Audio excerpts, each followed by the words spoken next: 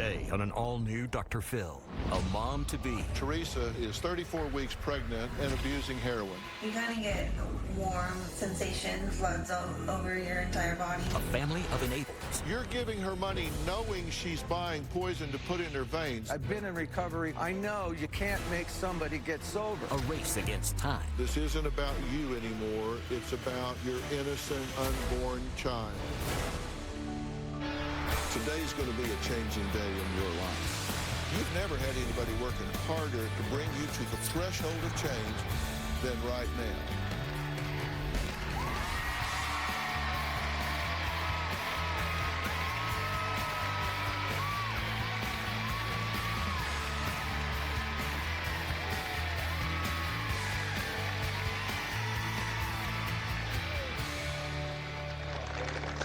Well, it's a story you've heard on Dr. Phil far too many times.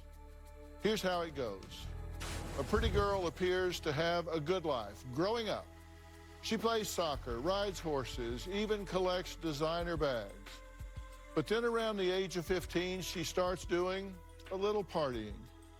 And by the time she graduates high school, she has moved on to hard drugs. That's Teresa's story. Her life went off the rails and literally off the road 8 years ago when she was driving under the influence, got into a horrible car crash, and almost died. You'd think that being in a medically induced coma for a week, having to learn how to walk again, would stop her using drugs. Not a chance.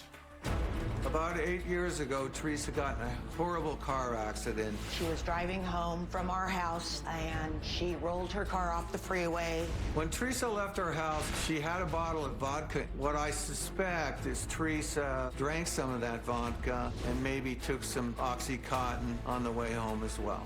When the paramedics got there, she was pinned under the car. They weren't sure she was going to make it. While she was in ICU, she had a stroke. She had pins put in her pelvis. Her bladder exploded. They had her in a medically induced coma for a week. Teresa came home after 3 months. It was very difficult on Beth. She had to take care of her, wash her, feed her. I became her primary nurse and caretaker for a year. I didn't really know what I was getting myself into. This was definitely above my pay grade. Beth wouldn't monitor the pain pills, but Teresa was pretty good at manipulating Beth and getting what she wanted.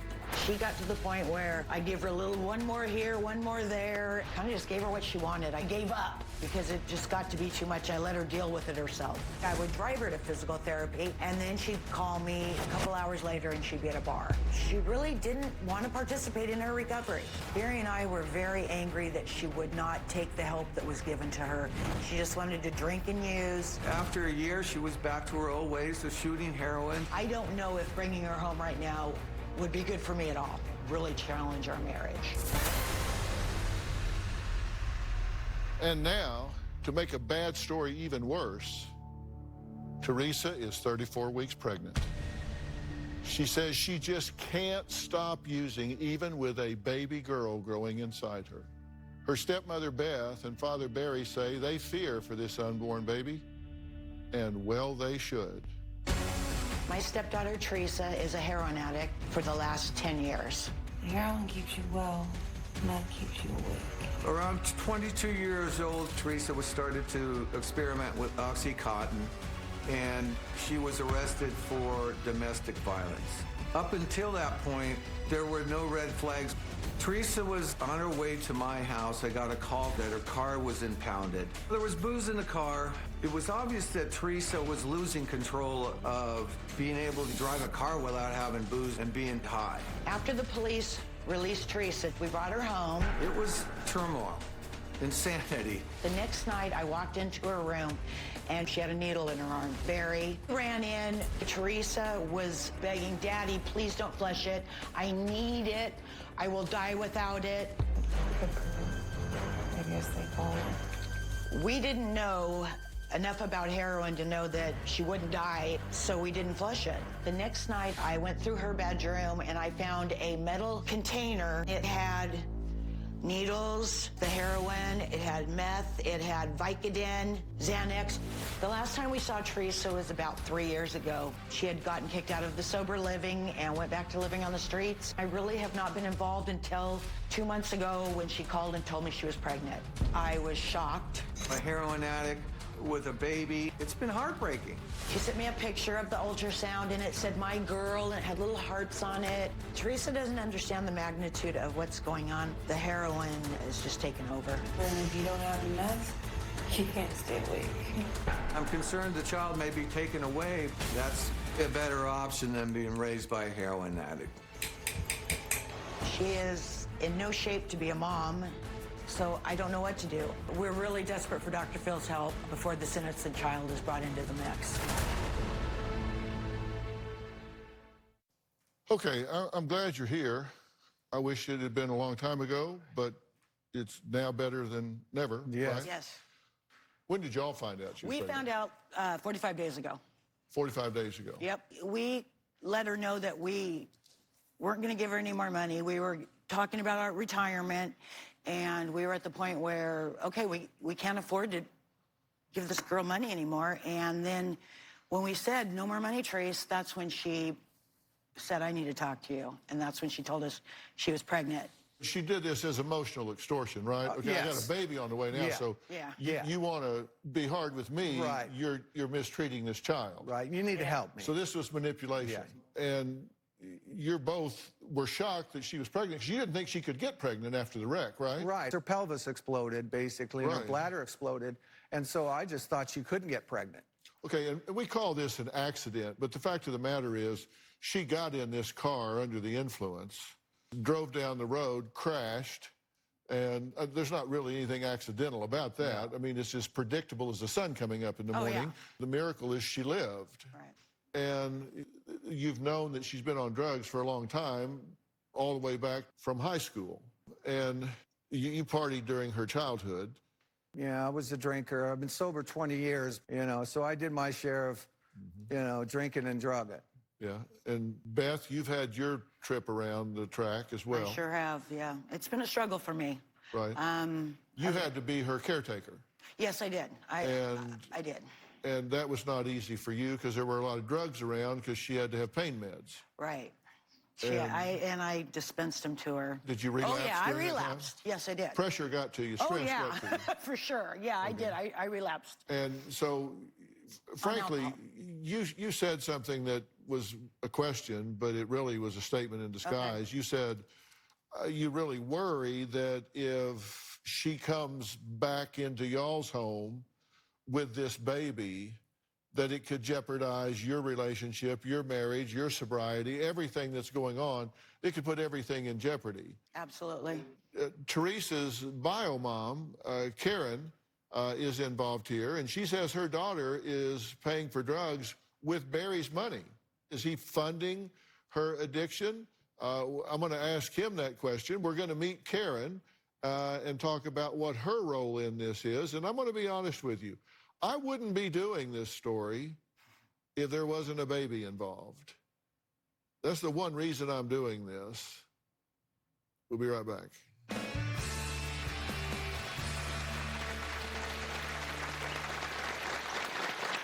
I blame Barry for Teresa's addiction because of his lifestyle. There's no doubt in my mind that Barry is funding her addiction.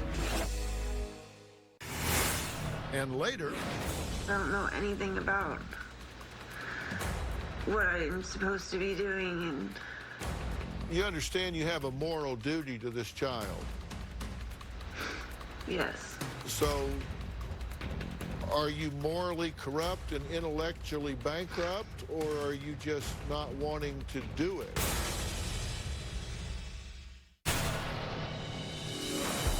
I haven't seen my daughter Teresa in 3 years. The only time I hear from her is text. It is, "Hi, Daddy, I love you. Send me money." Over the years, Barry and I have given Teresa over $50,000. I know I'm a world-class enabler. I've been sending Teresa money ever since she started using heroin. He's still giving her money. I send her about $150 a week. Barry parents out of guilt, And he's given Teresa money because of not being there when she was a child. I've paid for Teresa's rent, clothes, jewelry. The rare time I would say no, she would text me back and say, Daddy, I need cigarettes and I need some food. I would send her money. But deep down inside, I knew it was for heroin. Well, we're here trying to save the life of a child yet to be born. Yeah. Barry says his daughter Teresa's heroin addiction is at critical mass because she is now pregnant with a baby girl, 34 weeks pregnant. His ex-wife Karen blames him, saying he is funding Teresa's addiction, and if she dies, she says, well, there will be blood on Barry's hands. There's no doubt in my mind that Barry is funding her addiction. He sends Teresa a weekly allowance. I show Teresa my love and affection for her by taking her to have a hot meal or inviting her into my home to take a shower and get a good night's sleep. Barry shows his love for his daughter by sending her money. Barry consumed large quantities of alcohol. When I got pregnant, I stopped, but he continued to use cocaine, drinking, then ecstasy. I was married to Barry approximately 5 years, and we got divorced because I found out he was having multiple affairs. I blame Barry for Teresa's addiction because of his lifestyle. When Teresa has her baby, I'm hoping Teresa is clean. If Teresa's not clean, I'm hoping I can take the baby home. I heard Dr. Phil say once, the definition of parenting is sacrifice, and I'm willing to do that. Well, joining us via Ionico is Karen.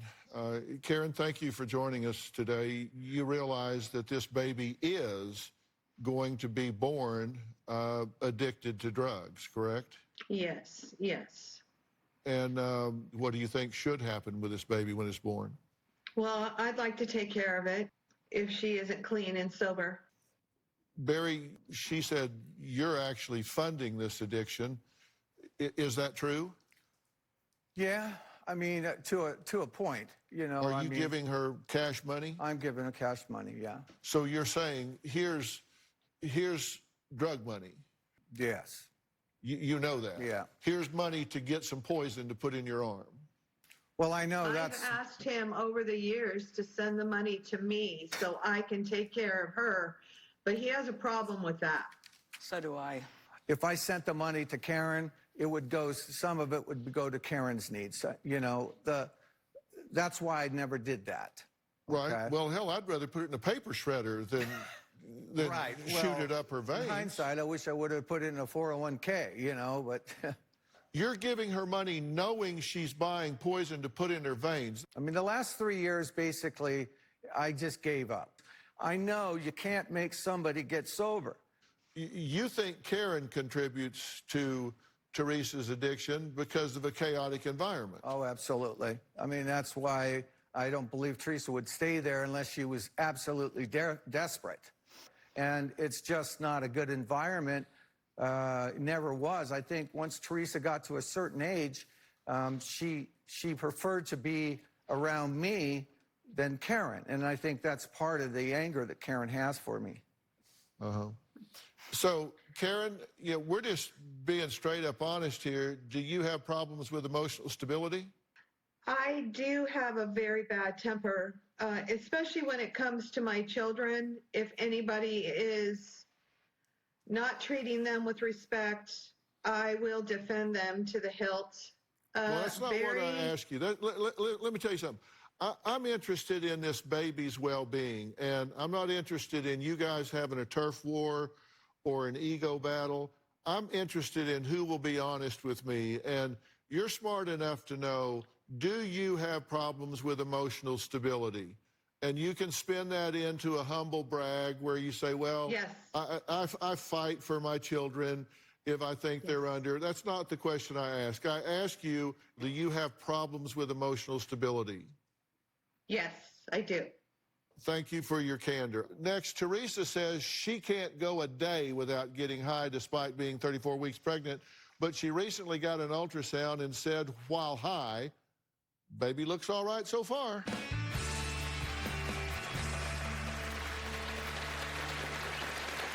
You kind of get warm sensation, kind of floods over your entire body. The actual high can last a few hours. As she's getting bigger, she moves around a lot. I tell her that I love her, that I'm sorry that I'm not a better mom. My life is definitely chaos.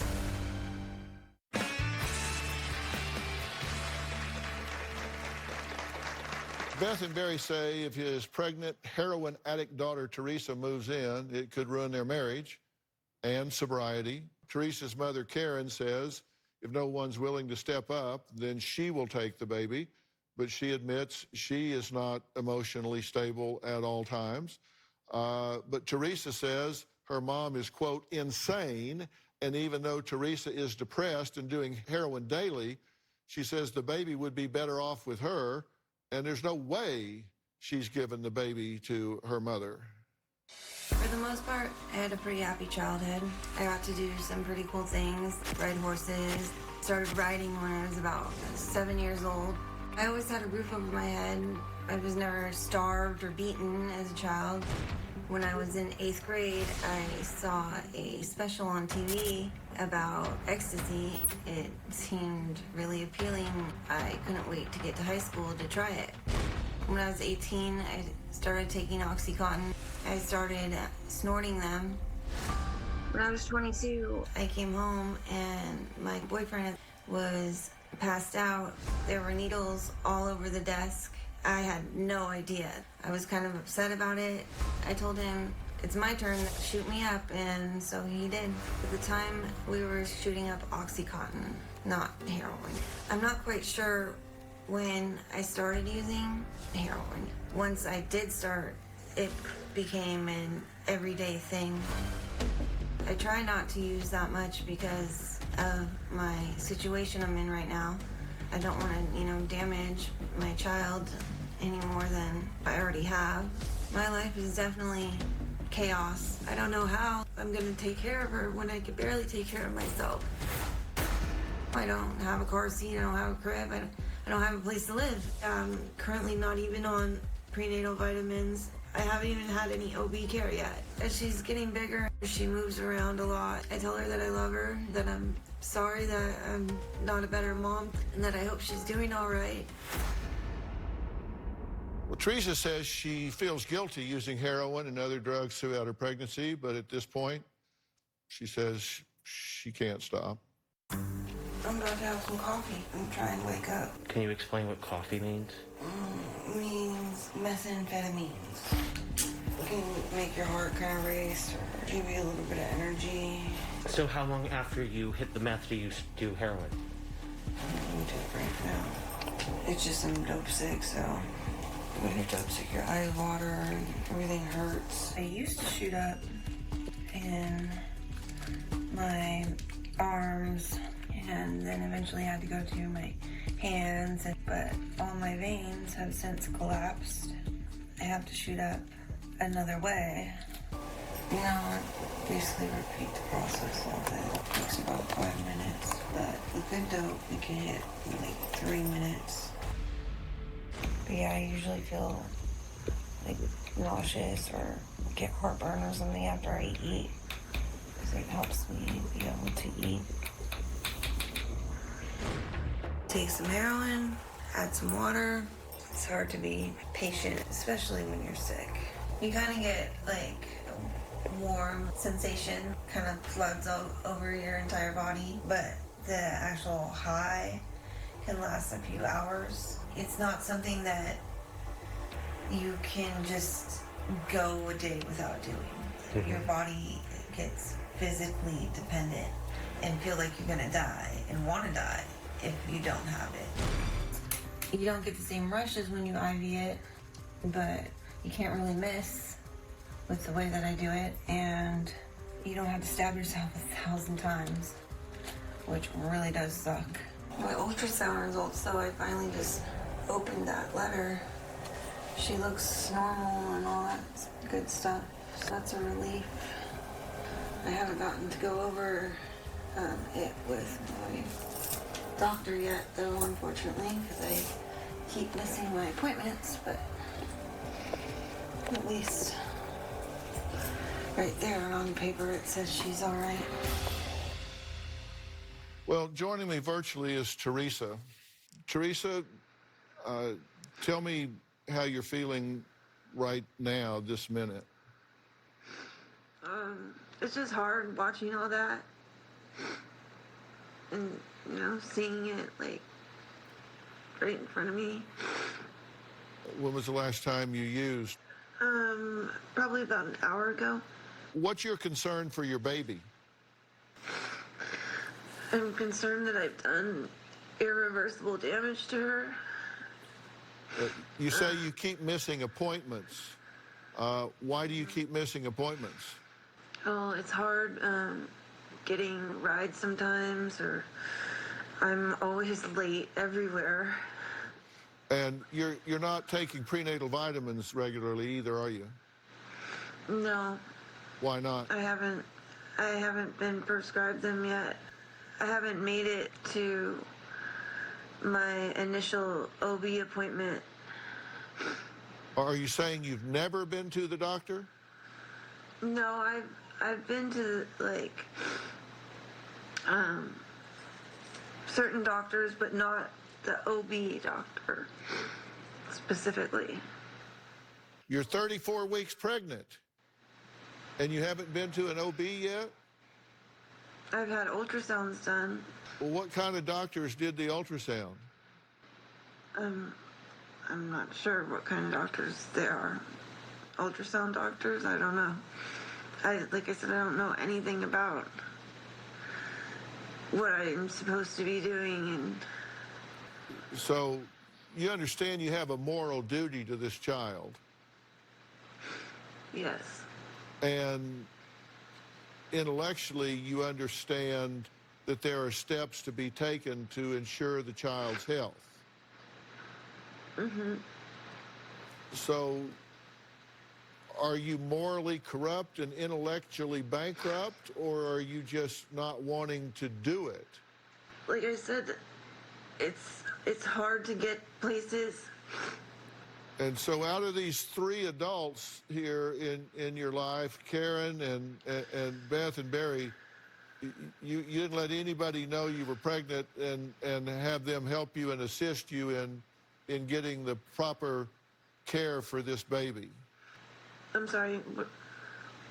That's all right. We have to take a break. Teresa has a lot of reasons why she gives herself for using drugs. We'll listen to that excuse list when we come back.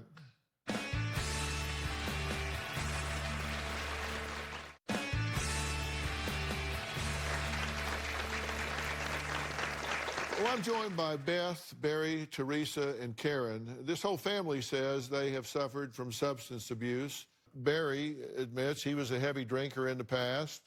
Karen, who was wife number one, was drunk during a marriage with Barry. Alcohol and marijuana all of her life. Currently smokes marijuana. Wife number two, Alan, 26-year-old, died of a heroin overdose. Beth, wife number four, struggles on and off with addiction. Drank 2 days when she found out Teresa was pregnant.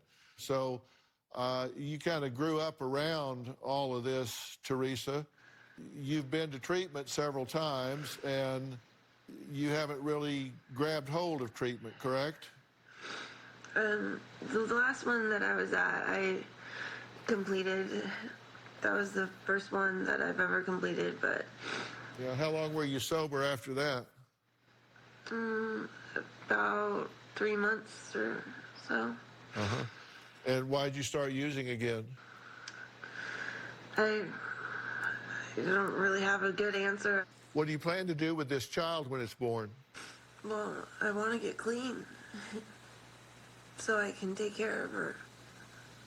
You know that this baby is going to be born addicted, right?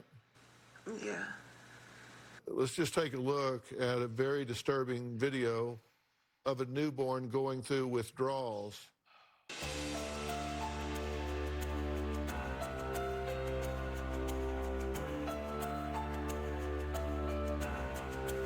I was in labor, in the bathroom shooting heroin. about to give birth to my child. The fact that the baby is born addicted to drugs should be a big red flashing light that says, you know, danger. Let's all, you know, take a look at this child and its mother and its family and see if it's safe.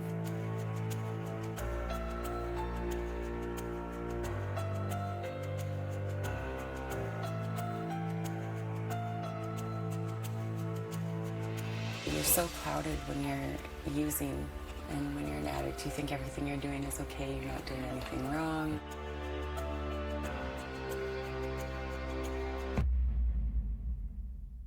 You know, the truth is, this is a reality that you just can't pretend isn't there. This is where we're headed here. And Teresa, this isn't about you anymore. It's about your innocent, unborn child and doing what you have to do to protect this baby. And coming up, we're going to meet someone who says Teresa's baby will be taken away from her if she doesn't do a 180 with her life, and I mean fast. We'll talk about that next.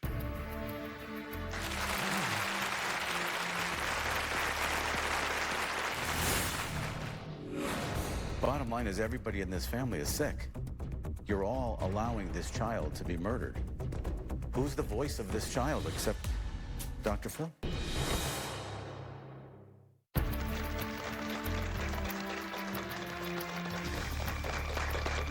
We're here today with Teresa, who is 34 weeks pregnant and abusing heroin. I want to add to this conversation a very dear friend and respected colleague of mine, Dr. Charles Sophie. Now, Dr. Sophie is board-certified psychiatrist and former medical director of the County of Los Angeles Department of Child and Family Services. Dr. Sophie, thank you for being here, and thanks for talking about this. Thank you. This is a situation where, you know, Teresa is currently using, within the last hour. What's going to happen when this baby is born, and what should happen when this baby is born? The bottom line is everybody in this family is sick. You're all allowing this child to be murdered. No, I agree. Who's the voice of this child except Dr. Phil? Is there any chance, if there's no one in the family that is capable, strong enough, unselfish enough to protect this baby, is there any chance in hell that Department of Child and Family Services is not going to be in that delivery room and take this child? They're there now probably waiting. Absolutely. No one can have this baby until you get healthy. This baby's already an addict, which means then that either he's going to go through an abstinence syndrome where he's not going to have meds or heroin when he's born, or he's going to have to be weaned off, which doesn't even dictate what's going to come in the next 5 to 10 years of cognitive or developmental delays. I want to add someone else to the conversation. This is Dr. Thais Alibadi, one of the country's leading OBGYNs. She says quitting cold turkey is absolutely not the answer for Teresa. She joins us virtually. Dr. Alibadi, thank you for joining us again. It's good to talk to you again. Thank you for having me. It makes me very emotional to listen to Teresa's story. But quitting cold turkey and doing it on her own is just not an option right now. The baby can have respiratory distress. They can compromise blood flow to the placenta, and the baby can possibly be delivered early. And obviously, fetal demise is the most concerning risk. Well, Dr. Alibadi, you did your residency at County USC, where you cared for heroin addict pregnant women regularly, and you saw how bad this can go and how off the rails it can go. And you heard her talking earlier. She hasn't been to an OB yet. She's not taking prenatal vitamins. She said she's had an ultrasound, has a piece of paper where it says baby looks okay, but there's been no examination. There's been no lab work. There's been nothing done here. What's the risk that this baby is facing right now? So, unfortunately, when you enter prenatal care at 34 weeks, the dates could be wrong. So just because the ultrasound, for example, measures this baby at 34 weeks, it could be that this baby is 37 weeks measuring 34 weeks. She does not remember the first day of her last period. She hasn't gotten any earlier ultrasounds. So to date and give an accurate due date is very complicated. One thing I want Teresa to know is just because someone tells you your ultrasound is okay doesn't mean anything. We need to do an anatomy ultrasound. Birth defects are common, and these birth defects are usually, you can see them in the heart, you can see them in the spine, or in the eyes. So a specialist needs to do an ultrasound. Right. And Dr. Sophie, as you said, and Dr. Alibadi's talking about, as time goes on, there are developmental issues that can haunt this child for many, many years. Right. All right, coming up, I want Teresa to meet someone who says she can relate to her probably as well as anybody, and Dr. Alibadi's going to stay with us as well. We'll be right back.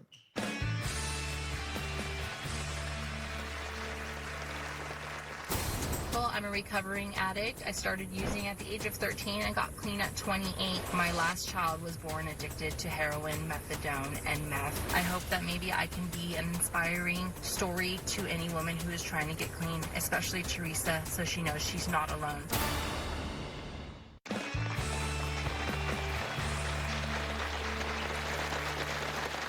We've been talking to Teresa, who is 34 weeks pregnant and addicted to heroin. Her family obviously wants her sober.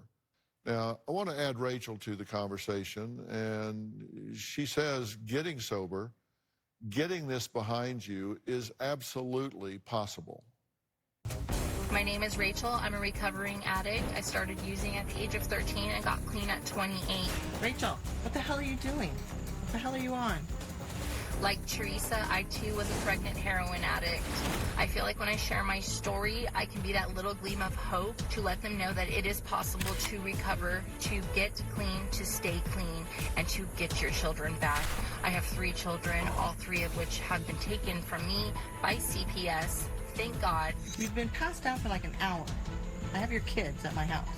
I've also fought and worked my butt off to get them back so I can be the best mother I can possibly be today. My last child was born addicted to heroin, methadone, and meth, and I had her on my own on a couch in a trailer where I used to store my dope. After that, I realized I really needed to change my life. Today I work in treatment and I give freely to the women who want to take what I have. I hope that maybe I can be an inspiring story to any woman who is trying to get clean, especially Teresa, so she knows she's not alone.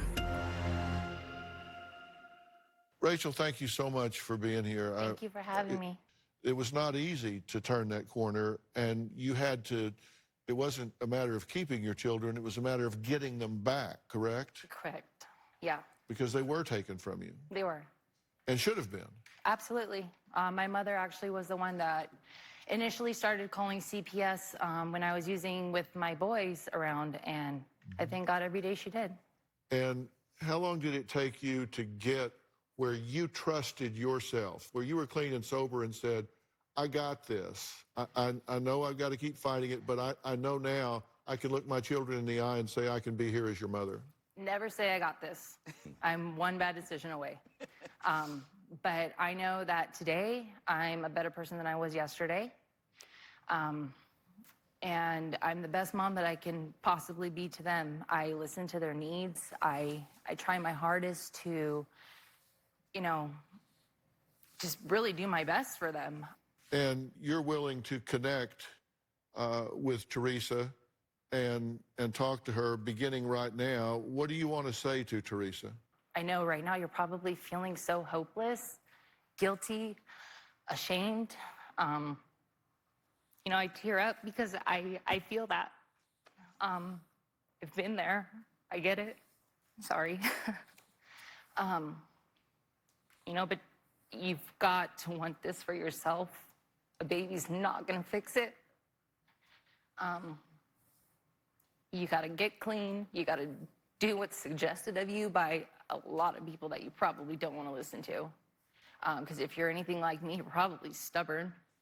But you gotta get your life straight and you gotta get yourself straight. You know, I didn't get my kids back right away, and I thank God that I did not get them back right away, because I probably would have a needle in my arm right now if I did. I got them back slowly, and I learned to cope with my feelings. I learned to address the issues that were at hand, and I worked my butt off doing it, and I'm living proof that you can do that. Teresa says she wants to change, but is she willing to do the work? And I'm going to talk about what that work looks like when we come back.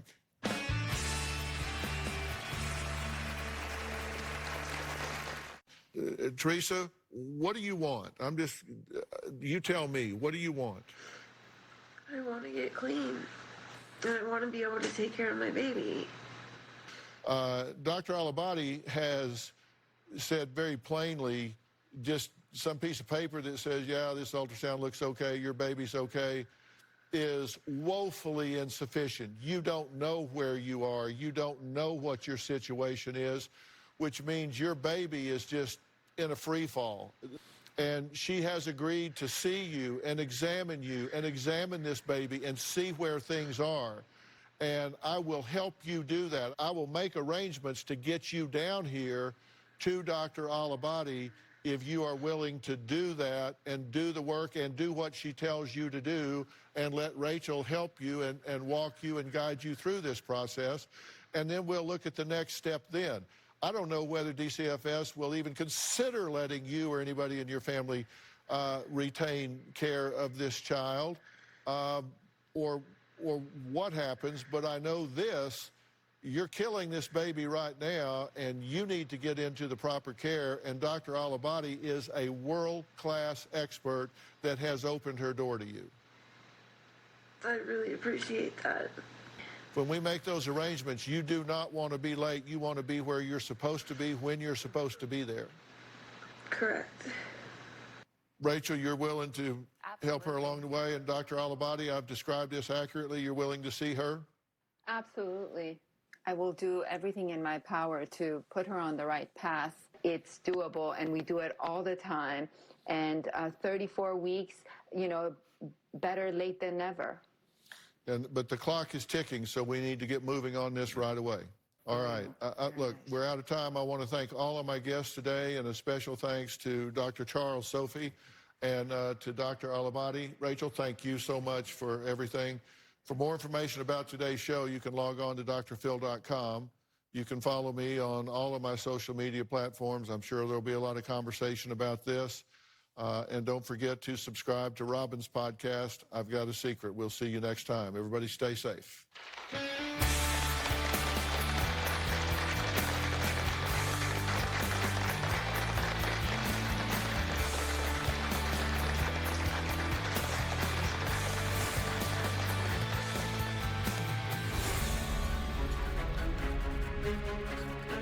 Today I'm waiting to evaluate Teresa. Hi, how are you? I'm glad you're here. So I was just reviewing your chart before I walked in. I have a doctor here today. His name is Dr. Steve Rad. He will do a detailed anatomy ultrasound. He's gonna go through every organ. This is Dr. Steve Rad. So it's nice to meet everyone. So we're gonna take a look at the baby. This is the baby's head. Here you can see the eyes. You can see the brain divided in half. I want to listen to the heartbeat now. So far things are looking good, okay? Okay. Before I leave, she has a foot abscess. So I'm going to do an OB panel. I'm doing NIPT on her. I want to make sure that there's not a blood clot in your leg causing that abscess. I'm Dr. Cohen. I do addiction psychiatry, and I happen to also have a specialty in treating women in pregnancy. We're going to try to find a treatment center that can treat both substance use and pregnancy. I think we should definitely detox you from meth as well. The sooner we get you off of it, the better. We just want to get you detoxed as soon as possible so the baby's no longer exposed. Unfortunately, her foot doesn't look good. So before she gets septic, we're going to admit her to the hospital. As we speak, I think she's using something in the bathroom, which is fine. That's why you're here. We're doing this because Dr. Phil asked us to do it, and I care for her. It breaks my heart. I know what these patients go through. How are you feeling? Nervous and terrified but excited at the same time. I'm really grateful that I have all these amazing people helping me. I couldn't be more thankful that my baby is healthy. I can't tell you how excited I am. Looks like we've got a really good plan for Teresa. I just can't thank Dr. Phil enough and all the doctors involved today. I am so grateful for this last chance for her and her baby. The doctors are amazing. I want to express my appreciation to you, Dr. Phil, for helping my daughters.